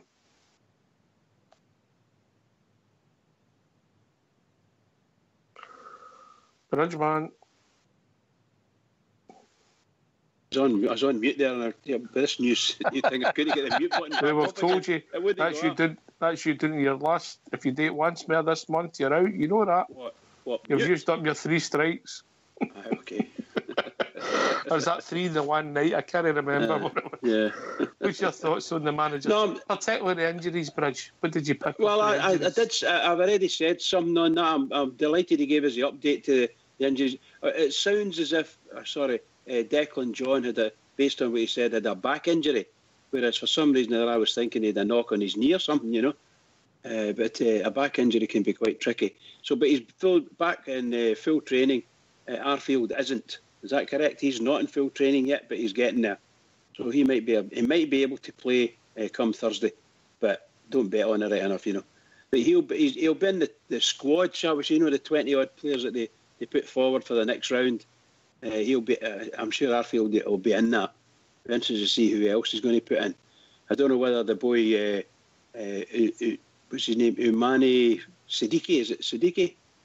Umar Siddiqui, sorry, my apologies. I don't know if him and the boy Koulibaly that we're speaking about there, I don't know whether those two will make that squad. Might be too quick for them. Because the games come quite fast and they're fast and furious, so I don't know whether they'll be ready to walk into the play and play for us, because it's a higher level of football now. You get higher level of football, should I say, than what we're used to. So, getting better. Let's hope his target is out of one, isn't he? He said that Rossiter's no far away now. No far away. You're not far away. Lee Wallace. I don't remember hearing Lee Wallace. He's back working on the grass, he said. Right, okay. So we're all getting there. So in the next month or so, every single player should be available to us, providing there's no more injuries, that is. Oh, well, you'll pick up something, but you're bound. Yes. You're bound, But that's the nature of the game. So better done, but we're going to move on, get the next... I think we're near the end of the statement now, just at the end now, just at the end. All right, so over the last of the statement, we'll come to you first to get your thoughts, mate. So let's hear for the Bridge. It's saying here that he's talking about him and his fellow directors. My fellow directors and I have all had to endure personal attacks, and we all spend far more time dealing with Rangers' interests than any of us truly expected. But we did it willingly and continue to do so for no financial gain. Those that wished our club to fail have failed themselves, and we will continue to progress despite inevitable setbacks that will come our way from time to time. I wish you all an enjoyable and successful season in following Rangers. End of statement.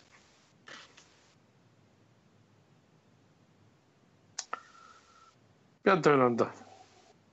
A rallying call. Well, I'm be forever grateful what the board have done for us with the previous regime. It's going to have to come a time when it's going to have to say thank you. We need to move on, and it's time to start looking forward and start putting down some markers now. I know that they're doing a lot with the stadium. Dave King said in March that the board have got a plan. They've set aside an X amount of money per year for transfers and for upgrades, what have you. And he said that if we need to go into future pots for that season, then they may look at, and I think they will need to look at that this year in terms of going into future pots. and maybe spending more this year than what they will next year, because it's all about now.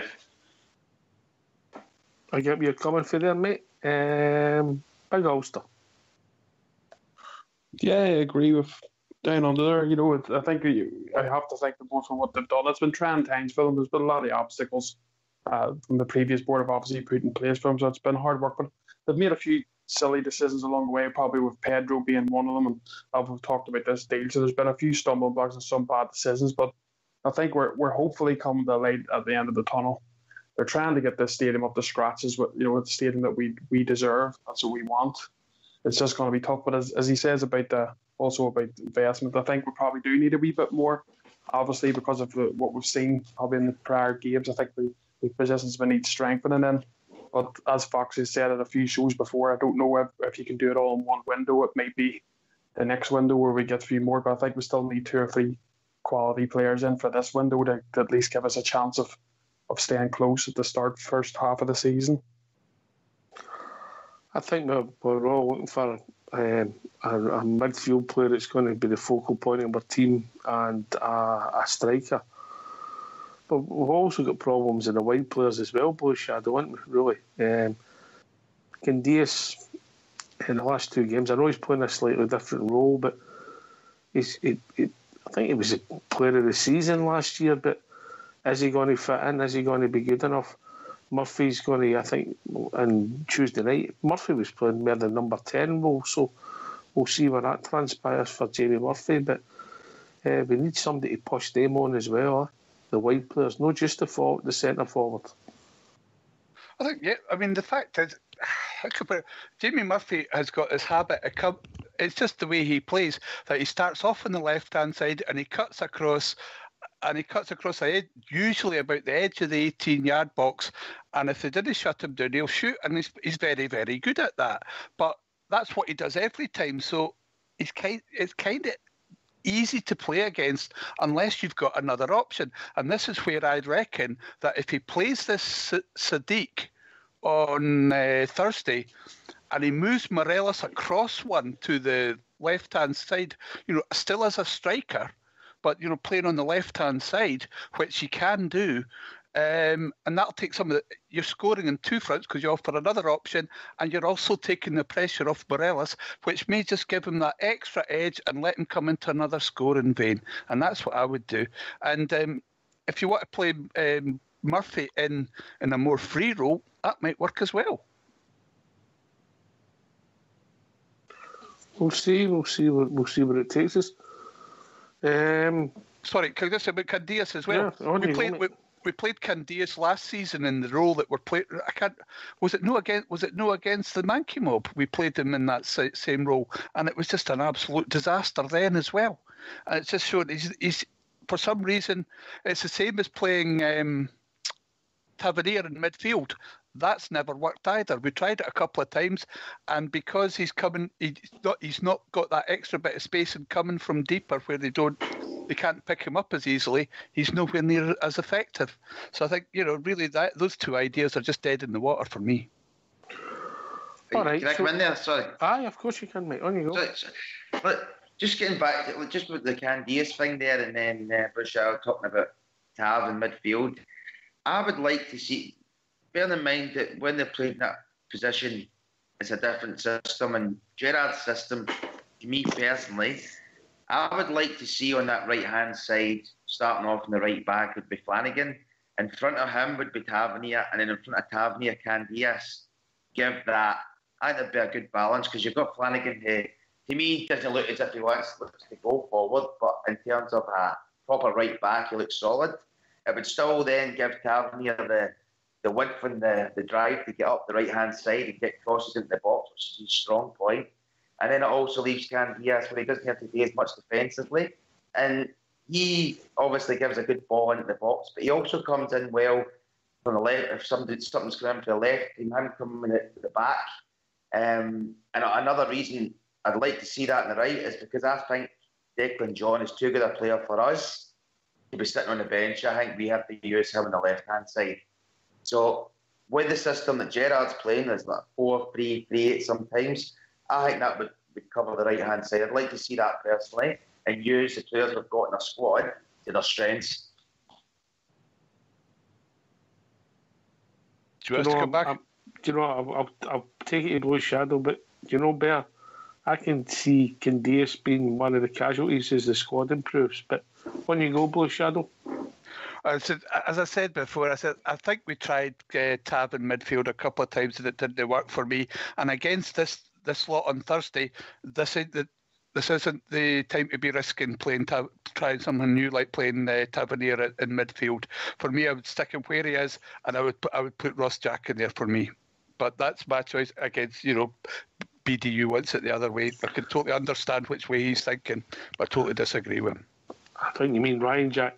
Ryan Jack. Aye. I get you. That would be more solid for an away tie, wouldn't it? But look, Rossiter could be a miss, but we don't know how good Rossiter is really, because we've not seen him more consistently half a dozen games. He looked good at the end of last season. And we've got the couple of new boys, the boy for Liverpool, Ajari and Koulibaly, to see if they're going to be fighting for a strip in the midfield. It'll be interesting. We've not seen these players bear down under, so we don't know how good they are. That Ajari looks like he needs a bit of confidence, doesn't he? I think the management team as well. I don't think we can go into the season relying or hoping with Dorrans and Rossiter, because if we can get him in the squad playing, I can only see it as a bonus. But you've got to look at even before Dorrans came to us, even if it was at Norwich at the end of his West Brom, he couldn't keep fit. He wasn't fit. You look at the games he's played. I'd like to think that Gerrard's not going in, maybe hoping him and Rossiter are going. But as I say, two of them, if they can get fit, would be great for the squad. But I don't think you can even hope or rely on any of the two of them being key players this year.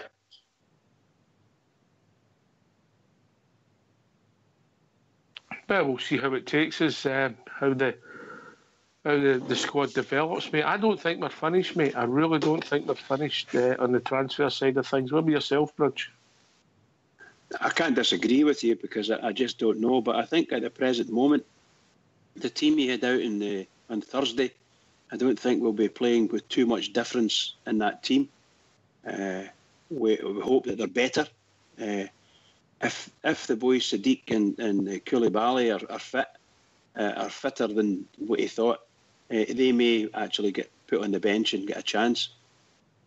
I don't know if any of the guys who were injured, if Arfield isn't fit enough to play, I don't see the manager changing too much in the team, because the team have come away with 3 clean sheets, truth be told, which is pretty good, and we're into a battle. He needs to concentrate on the striking area. Why are we not taking any chances? Why are we missing so many stupid balls when we're in the penalty area and the ball is only 6 inches away from us? That kind of thing. And obviously, the thing about passing, they have to get that resolved as well. So if they can even get a small improvement in their passing and start to score goals, it'll make a big difference. But I just don't see too many changes happening because maybe we've got a wee bit of rhythm. Maybe he sees a bit of rhythm there. I don't know. But certainly we need to improve. We desperately need to improve. And otherwise we'll just get through to the tournament. All right. Well, obviously we'll digress onto the team a bit in the football side of things, but we've talked about the takeover panel, Blue Shadow. We've talked about the Sports Direct deal. We've talked about Dave King's statement. Anything else? I'm going to go to Big Ulster after you. Anything else off the part that you've got concerns or positives with?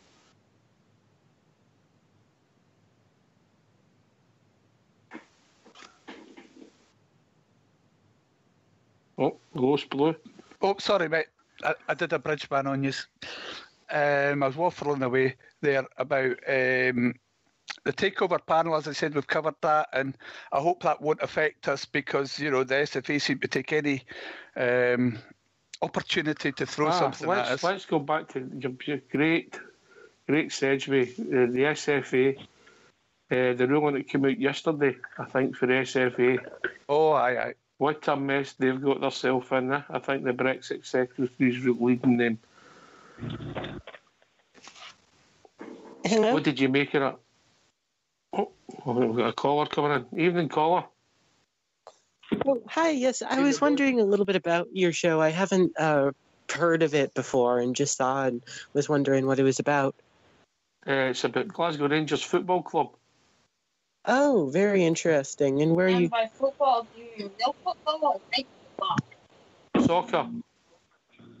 Ah, yes. And how long have you been around for? Me personally. Oh, no. Oh, no. I mean your talk show. About 3 years, and we were in a format before that. Oh, very cool. All right. Well, thank you. Just wanted to learn a little bit about it. All right. Thanks for the call. Thanks a lot, mate. Of course. Thank you. Bye-bye. Bye. What the? I have a feeling he was thinking this was Texas Rangers radio. Is there another caller? Yeah, we'll get Ben, young Ben. How we doing, Ben? Oh, was that no young Ben that just came in? No. Ben's voice. Ben's voice isn't that high. How we doing, Ben? Yeah, I'm good. It's back on. I'm going there tomorrow. I'm doing it. Are you? Well done, Ben. Well done, Ben. Oh, it's too wet for me. Top scorer, and that trophy, it's coming home. Oh, Ben. I might London that breaks 10 ribs running into Corby Loyal. Corby Loyal. He's nothing. He is nothing. Ah, right, okay. Bridge, I might have to get a boot suit just for 10 minutes. Oh, God. We've got an issue, though, that I'm already getting ripped to pieces for. Go on, then. I've got no football boots, so I'm having to borrow my mates. And guess what colour they are? Oh, you're mate, kidding. don't do it, mate. Don't do it. They're bright green. Oh, I'd go and buy another pair if it was me. Is your mate Barry Mackay? Watch this. What colour did you see your boots were, Ben? Royal blue. Right, thank you, mate. You were just about to get dropped for the call there.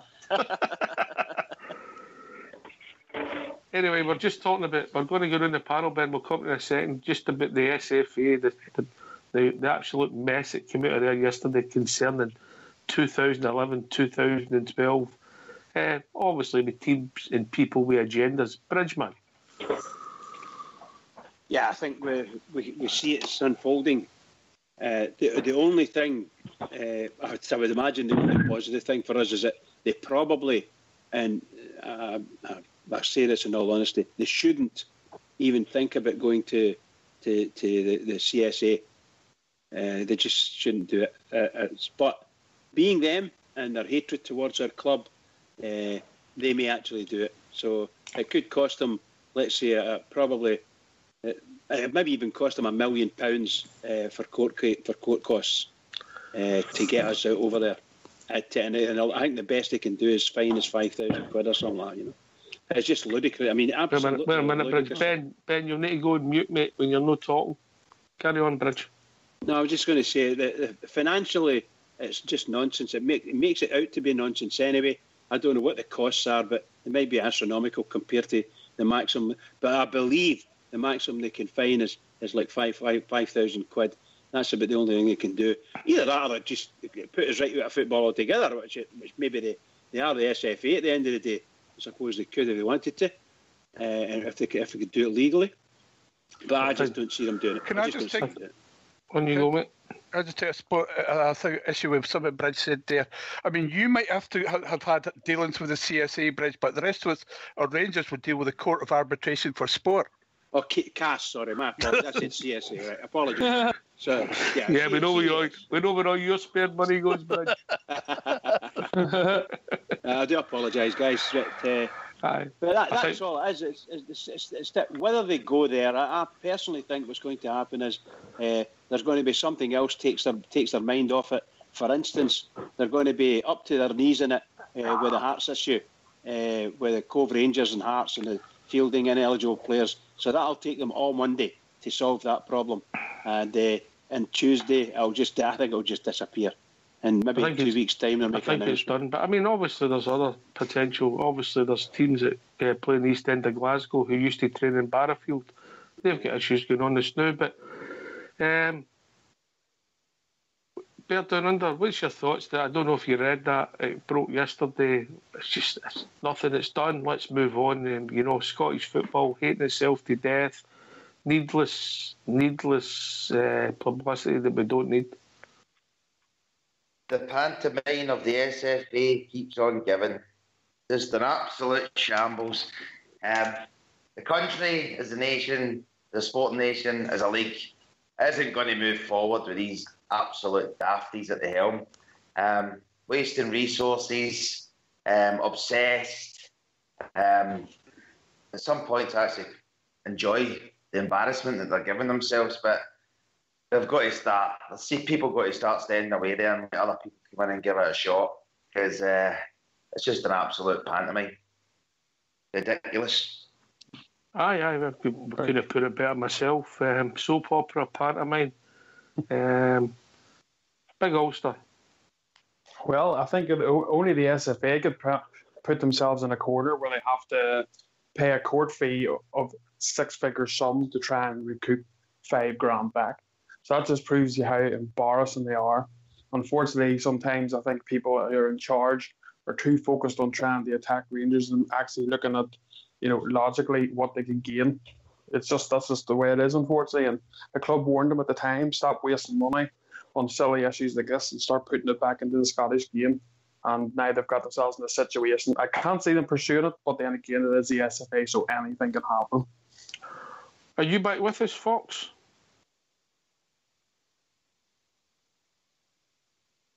No, I'm on now.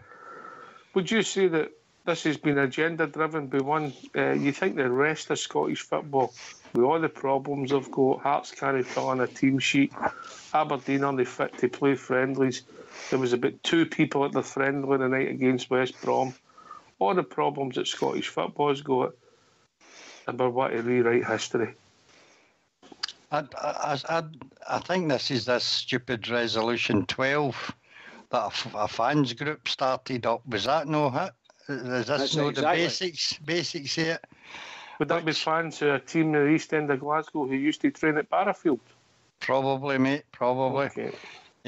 There's nobody wins in this. The SFA, they've forced the SFA into making to try and make a decision.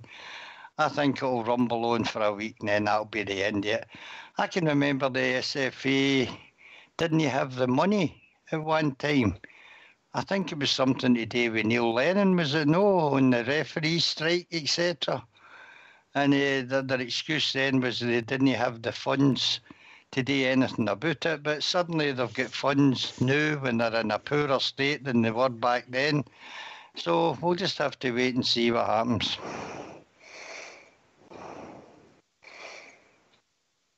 Yeah, that's correct.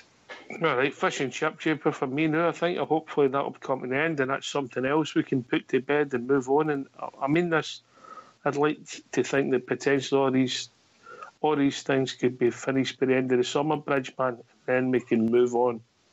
Yes, I really do hope so. Particularly that one. That would be really good to get that swept out of the way. And I said a couple of months ago when it first came out that Dave King had to do this, the very first thing I said was, look, Dave King, go and get that thing sorted out with the South African authorities.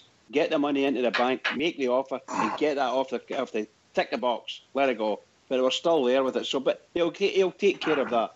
There's a few wee things that I see. Can I just raise this now because it really bothers me when it happens. On you go, make it brief. It's about one of our players, the young lad John Flanagan. He missed a court date in Liverpool. All right, it's gone then. He's done his time, his boy's time. Yes, but all I was going to say was that I hope our manager stresses to him that he's got to act properly. Get it sorted. Keep Rangers' name out of it. Right, okay. Big Ulster, you've got something you want to raise, or some of the off-the-field stuff that people are feeding back to you that they ain't happy with? Yeah, it's travel club members, well, that concerns them. It's a tweet that was given out by the SLO today. Unfortunately, we are unable to offer supporters a dedicated trip to Croatia for our next Europa League match. We were forced to take this decision only after lengthy discussions with our partner, Thomas Cook Sport. So the travel clubs members are really annoyed, actually, because they've obviously paid the 20 quid to join this. But it's not really to do with sorting their own travel out. It's more to do with, obviously, because they're trying to get off work and stuff. If you travel, dedicated by the club on a one-day trip, so you sort of get to the game and you're back again that night, so you can go back to your work. So I think it's a wee bit of a farce at the time, at the minute, and the travel club members aren't too impressed with it. Well, what would be really good if the SLO would maybe go on all the forums and maybe even come on here and tell us what the reason was, and explain to the supporters why we consider them will get an official partner that's a travel agent now, what the issue was. Now, if it's something with the control of the club, we just have to accept it and move on. Hopefully, it's not something that the club's messed up with. I hope no. Blue Shadow. Well, I can add to that quickly just before you go to Blue Shadow. Just another tweet that he wrote after that. Again, the problem arises from the limited aircraft available at this time of year, as well as the excessive costs. We apologise for any inconvenience this decision may cause. Well, they should have been telling them that long before the draw was made, because they must have known they were going to be short of aircraft. The last time they were short of aircraft was 1941, I think, Blue Shadow. I certainly couldn't comment on that one, but I do. I was looking at it the other day, and apparently there's flights that go directly from Glasgow down to Scotland. What was it, 46 quid? And you can fly directly from there. So I don't know about the cost issue or whatever. I mean, it just doesn't ring true for me. It just sounds like there's excuses coming out, and I'm very disappointed that coming out from the fans liaison officer. If what I read was correct, prove me wrong. Come on and tell us. Were you coming in there, Ben? Yeah, no, pardon me. I've got the most awful cough. He's got far too much on his plate at the moment. Before you start, you'll not be worrying about your cough this time tomorrow night with your legs in traction. Here we go. Corby Law looks at the other. Who is it that loves that? Who is it that loves this every single time? Who's that evil laugh? It's Bridgman. Hey, Bridgman. Yeah, an evil laugh. You wait. You just wait until big Corby Bear gets a hold of you, Corby Loyal. I'll tell you, boy. Luckily, I only have to play against him once. That'll be it, mate. I'll carry on. Here's your thoughts on what we were talking about. Yeah, Greg's got a lot on his mind right now. There are a lot of supporters calling for his sacking or resignation due to the conflict of interest with himself and his father, and the Loudon Tavern and the potential deal going on, and the money going towards the Loudon Tavern. The last thing he needs right now is people up his arse and in his ear. But to be honest, that's the way it should be. If someone's not really putting out the right words or potentially not doing their job properly, you can understand why people are chasing them. But he's very new to the job. Very, very, very new to the job. And he's been doing it for about just over a year now, I think. Yeah, absolutely. And normally these guys are... Yeah, when Rangers hire a fan liaison officer, you would expect them to have experience beforehand, but no, that doesn't seem to be the case. I would never want to get any character assassinations or causing anybody to lose their job, Ben. I would just think that if the fans have got a gripe, you just got to try and deal with it the best way possible. And it's a very difficult situation when you can't please everybody all the time. But yeah, if you make mistakes, sometimes you have to put your hand up and say the job's not for you. Yeah, I'm not saying that you were at all. No. On you go, Fox. I don't think this is anything to do with the SLO whatsoever. It's down to Thomas Cook. The club did ask fans, I think it was £20 you had to pay to join the travel club.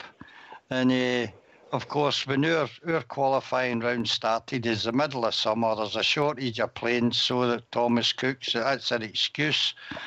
But Osijek is the fourth biggest city in Croatia. It's got its own airport.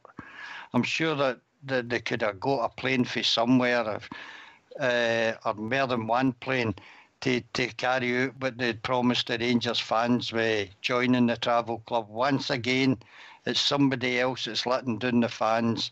And as I said, I don't think you can put this on the SLO. No, he's the front man. That's it. That's the problem he's got, Ben. He's the front man and takes all the flack. Oh, you with us, Ben? Yep, sorry, no, I am, yeah. Fair point raised again. But, I mean, oh, God, I'm so sorry.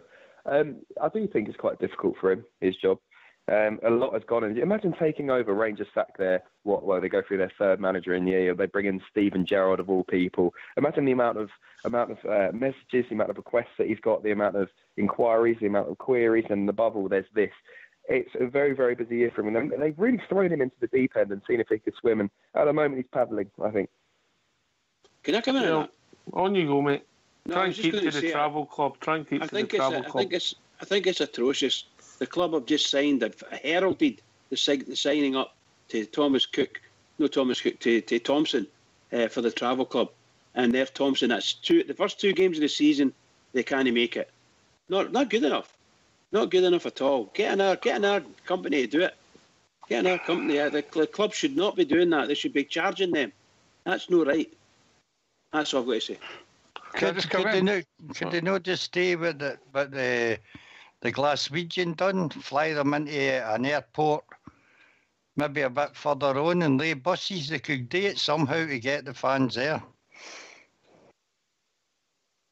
Could I come in there? On you go, mate. I just had a minute. We're going to have a minute's silence for Ben, I think. On you go, Foreshadow.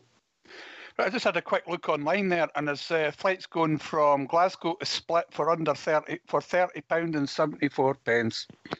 So that's what I was on about with the fans liaison officer quoting a cost issue. That's where I had the problem with what he was saying. Nothing else. I think some of the flights originally, they used to fly in the day of the game and they'd fly out after the game. You might not be able to get the scheduled flights that do that exactly as you like. You know, maybe fly in early afternoon and then they leave, say, 2 hours after the kickoff, you know. That'll be the difficulty for some people. Then they're only losing one day after work. But I don't know the issue. Anything to add, Ulster?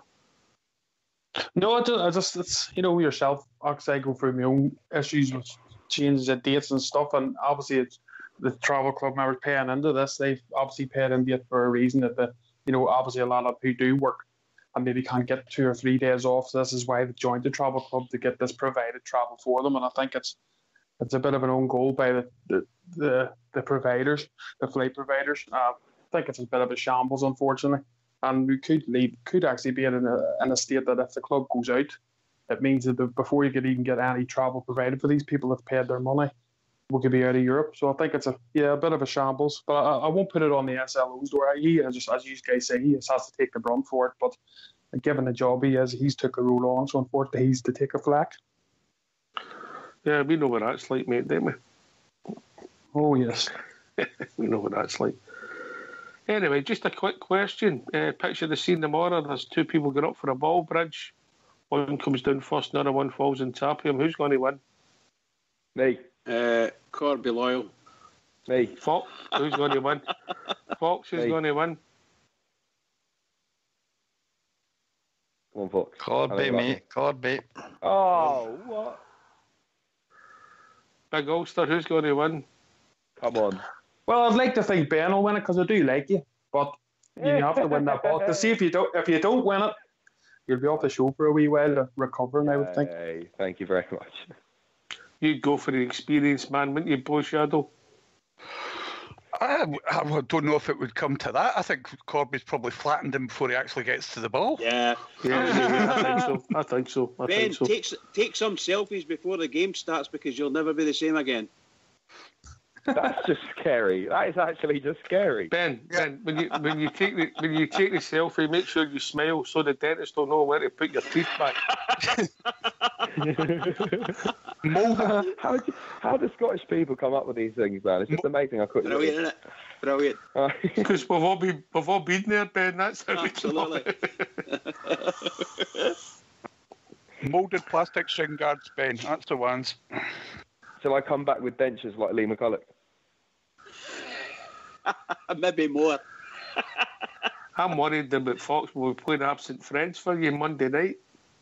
Oh, No. that's a low blow. Oh, Ben. Can't believe I'm asking for it now with the green boots, aren't I? Actually, you know something? I think he's actually pulling a sickie.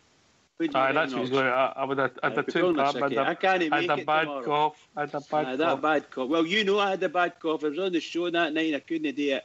Is that the Russian spy job? Chesty cough? Alexander Litvinenko. Ben, what's the Wi-Fi like in your local hospital? No, I actually know the answer to this one. It's quite good. Oh, you make my phone in then, mate. No problem. Anyway, thanks for Bear Down Under and Ben joining us. Thanks to last word of the evening to Bridgeman before we go. Oh, can I just say, marvellous night tonight. Magic discussion. Really enjoyed it. Marvellous.